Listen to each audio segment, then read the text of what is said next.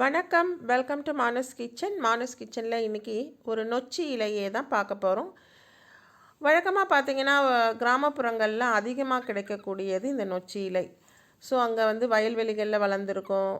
ஒரு ஆற்றங்கரை ஓரமாகவும் ஏரிக்கரை ஓரமாகவும் அதிகமாக கிடைக்கக்கூடியது. இந்த நொச்சி இலைக்கு பார்த்திங்கன்னா அவ்வளவு மருத்துவ குணங்கள் இருக்குது.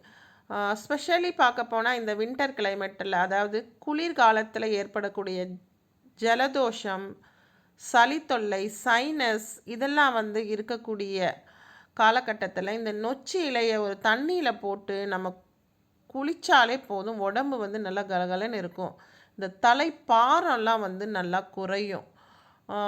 அந்த பயன்பாடு மட்டும் இல்லாமல் இதர சில மருத்துவ குணங்களும் இந்த நொச்சி இலைக்கு இருக்குது.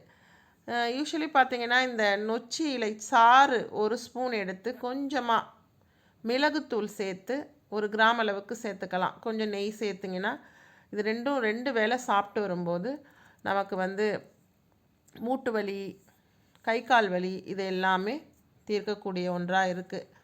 ஸோ கீழ்வாதம், முகவாதம் போன்ற வாத நோயுமே இந்த நொச்சி தடுக்குது. கால்லாம் ஒரு சிலருக்கு பார்த்திங்கன்னா வீக்கமாக இருக்கும். அப்போ இந்த நொச்சி இலையை வச்சு கட்டு போட்டு விடுவாங்க. அந்த வீக்கத்தையுமே குறைக்கும். ஸோ இந்த நொச்சி வளர்கிற இடத்துல பார்த்திங்கன்னா சுற்றி வேலிகள் எல்லாம் நட்டு வச்சுருப்பாங்க. என்னென்னு கேட்டிங்கன்னா பூச்சிகள் அதிகமாக வராது. பூச்சிகளோ கொசுக்களோ அதிகமாக அண்டாது.